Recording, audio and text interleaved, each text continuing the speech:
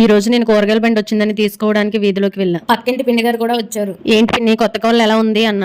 ఉందిలే, వచ్చి రాగానే నా కొడుకుని కొంగుని కట్టేసుకుందమ్మా. పెళ్లికి ముందు వాడి జీతం మొత్తం తీసుకొచ్చి నా చేతిలో పెట్టేవాడు. ఇప్పుడు మొత్తం తీసుకెళ్లి వాడి పిల్లం చేతిలో పెడుతున్నాడు.